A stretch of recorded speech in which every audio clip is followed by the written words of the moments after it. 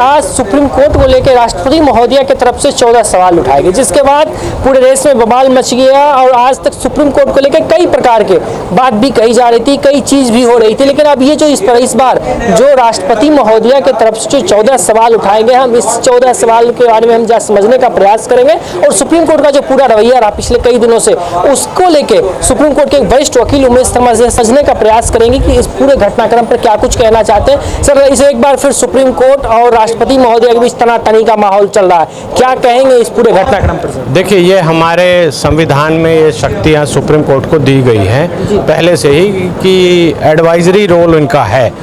तो राष्ट्रपति जो महामहिम राष्ट्रपति होते हैं वो सुप्रीम कोर्ट से किसी विषय पर, किसी भी कानूनी विषय पर एडवाइस ले सकते हैं। लिखकर भेजा है अभी राष्ट्रपति महोदया ने, तो वो एडवाइस ले सकते हैं और सुप्रीम कोर्ट को बताना है कि ये प्रावधान है और हमारा ऐसा ओपिनियन है। तो अब जो ये कंट्रोवर्सी चल रही है, इसको लेकर टाइमिंग और जो सवाल उठाए गए हैं राष्ट्रपति जी की ओर से, जो एडवाइजरी के लिए सवाल भेजे गए हैं, जो पॉइंट है वो मीडिया में आ गया, तो उसको देखते हुए जो हाल फिलहाल के पिछले 1 महीने 1.5 महीने की जो घटनाक्रम है उससे लिंक हो जा रहा है।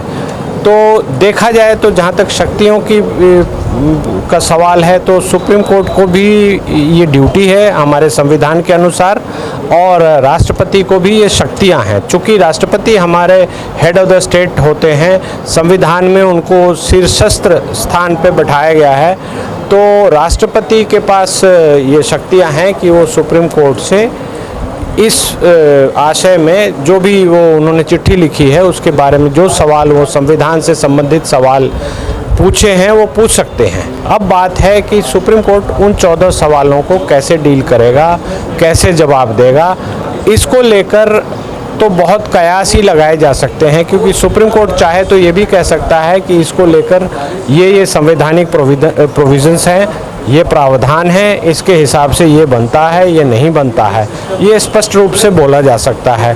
और ये भी बोला जा सकता है कि हम चाहे तो हम ये जवाब हमें सही नहीं लगता, ये क्वेश्चन सही नहीं लगता, हम इसका जवाब नहीं देना चाहते, ये भी हो सकता है। तो ये हमारे संविधान में ये प्रावधान है और राष्ट्रपति ने उन शक्तियों का प्रयोग किया है। ये जो अनुच्छेद 143 हमारा है संविधान का, उसका सब पार्ट 1 में ये प्रावधान है, उसका प्रयोग किया गया है। इसके अलावा आप देखेंगे कि 142 भी पावर है जो सुप्रीम कोर्ट की ओरिजिनल पावर्स है। उसके अंतर्गत सुप्रीम कोर्ट अपनी शक्तियों का प्रयोग करते हुए भी कोई भी ऑर्डर, डिक्री, कुछ भी, मान लीजिए कोई कानून नहीं है या कोई विशेष परिस्थिति आ जाती है, तो वैसे हालात में, वैसी दशा में सुप्रीम कोर्ट 142 का प्रयोग करता है। ये अक्सर प्रयोग होता है और एक ऑर्डर या डायरेक्शन कुछ भी पास कर सकता है। अब 143 में जो एडवाइजरी रोल है वो करने को सुप्रीम कोर्ट को कहा गया है। तो वो जो 14 सवाल हैं जो मीडिया के पास आ गए हैं, जो हम सब देख रहे हैं, उसके बारे में ओपिनियन हर कोई दे सकता है, लेकिन अब सुप्रीम कोर्ट उसकी क्या व्याख्या करेगा, कैसे करेगा, क्या ओपिनियन देगा, क्या लिखेगा, ये अभी हम इसके बारे में गैसवर्क ही कर सकते हैं। बहुत डेफिनेट इन्फॉर्मेशन आप नहीं दे सकते। जो विद्वान जजेज हैं, माननीय जज हैं, जो भी, वो सब लोग बैठेंगे, या वो चीफ जस्टिस की पावर होती है, वो एक कमेटी बनाएंगे या खुद ओपिनियन देंगे या कमेटी के ओपिनियन लेकर अपनी ओपिनियन अलग से देंगे। ये प्रक्रिया है, उसका प्रोटोकॉल होता है, उस प्रक्रिया के अंतर्गत वो किया जाएगा। इसलिए अभी इसको बहुत डेफिनेट इन्फॉर्मेशन इसके ऊपर नहीं दे सकते, लेकिन ये है कि ये संविधान प्रदत्त शक्तियों का प्रयोग सुप्रीम कोर्ट भी कर रही है और महामहिम राष्ट्रपति भी कर रहे हैं। इस पूरे में सर एक चीज़ और समझ में नहीं है कि समय सीमा को लेकर ज़्यादातर विवाद है संविधान में, जबकि कहीं पे समय सीमा का कोई जिक्र नहीं है। राष्ट्रपति महोदय ने कहा कि आप गवर्नर से कैसे कर सकते समय तय करने के लिए कि इतने दिन के अंदर आपको इस पर साइन करना या फैसला सुनाना।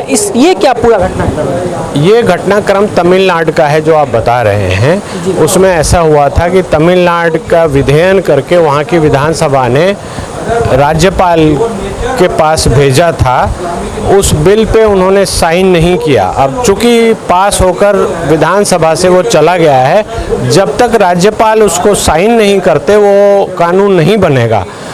तो इसको लेकर हमारे संविधान में कोई भी समय सीमा नहीं रखी गई है। अब इसके पहले भी, बहुत पहले भी राष्ट्रपति को लेकर भी जो बहुत सारे बिल्स हैं जो राष्ट्रपति एक बार वापस भेज सकते हैं, 2 बार भेज सकते हैं, उसके बाद तीसरी बार वो डीम्ड पास माने जाते हैं। इसके अलावा एक कैटेगरी और है जिसमें राष्ट्रपति, हमारे भारत के राष्ट्रपति के पास भी पॉकेट वीटो की पावर है। तो जब संविधान निर्माताओं ने इस तरह का चीज़ें प्रावधान रखी तो कहीं ना कहीं उनके दिमाग में ये बात थी। संविधान सभा की बहस में आप ये देखेंगे तो समय सीमा को लेकर बहस है और वो कहते हैं कि समय सीमा हमको नहीं रखनी चाहिए। तो जो उन्होंने ये कुछ सोचकर ही ऐसा किया होगा, चूँकि संविधान से ही देश चलता है।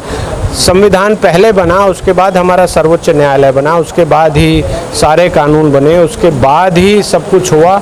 तो संविधान को सर्वोच्चतम माना जाता है और जब उसमें समय नहीं है तो नहीं है।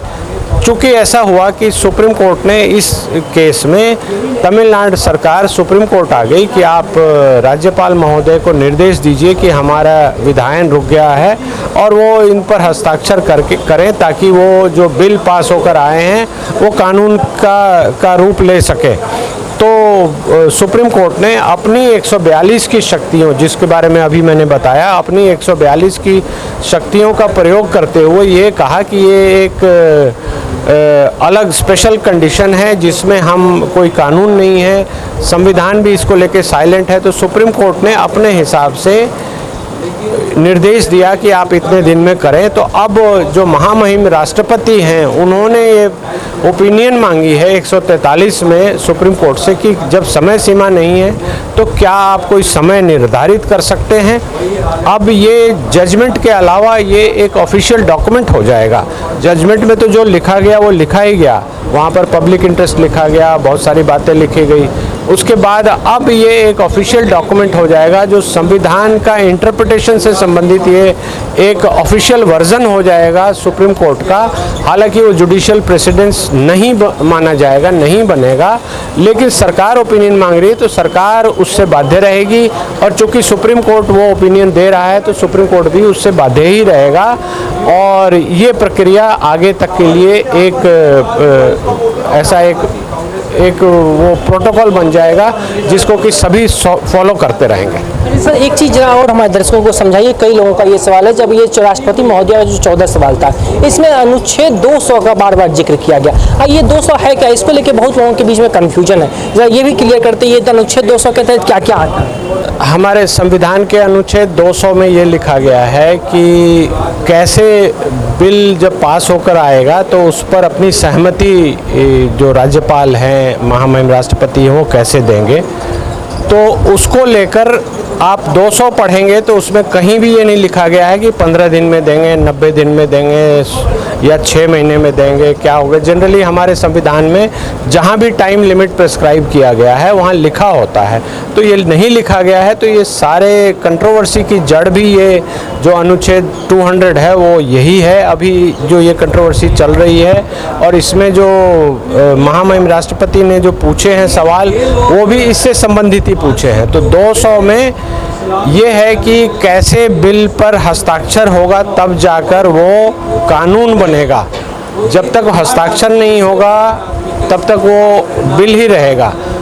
विधायन की प्रक्रिया ये है कि वो विधानसभा से या लोकसभा से, दोनों सदनों से बारी बारी से पास होता है, पारित होता है। उसके बाद उसका अपना प्रोटोकॉल है, उसकी फर्स्ट रीडिंग होती है, सेकंड रीडिंग होती है, एक्सपर्ट कमेटी के पास जाता है, ग्रुप ऑफ मिनिस्टर्स के पास जाता है, अलग अलग बिल्स के अलग अलग प्रक्रिया है। उसके बाद जब वो पास होकर आ जाता है तो उस पर फिर राज्यपाल महोदय के या राष्ट्रपति महोदय के हस्ताक्षर होंगे। उसके बाद वो गजट में नोटिफाई होता है, तब जाकर गजट, आपने पढ़ा होगा कि गजट में लिखा होता है कि ये इस तारीख से ये गजट नोटिफाई किया जा रहा है, इस तारीख से ये कानून लागू माना जाएगा। तो ये एक ऐसी प्रक्रिया है जो परमानेंट रिकॉर्ड हो जाता है और इसको मेंटेन करना और इसको रेगुलेट करना सभी संवैधानिक जो भी संस्थाएं हैं उनका काम है, जिसमें सुप्रीम कोर्ट भी है। अब जैसे हम अक्सर ये देखते हैं कि मान लीजिए किसी कानून का लागू आज से हो गया और कल तक मैंने कोई और कानून था तो मैं उसका बेनिफिट ले रहा हूँ, तो आज वो मैं उससे वंचित हो गया तो मैं उस पर केस डाल सकता हूँ, कुछ भी कर सकता हूँ। जब ये जाएगा तो सुप्रीम कोर्ट ये देखेगी या हाई कोर्ट देखेगी कि किस डेट को नोटिफिकेशन इशू हुआ है, उस डेट से, चूँकि हमारे देश में रेट्रोस्पेक्टिव इफेक्ट देने का रोक है, तो प्रोस्पेक्टिव उस डेट से आगे के लिए कौन सा कानून लागू होगा, उसके डेट के पहले कौन सा कानून लागू होगा, इसलिए गजट नोटिफिकेशन एक फाइनल स्टेज माना जाता है।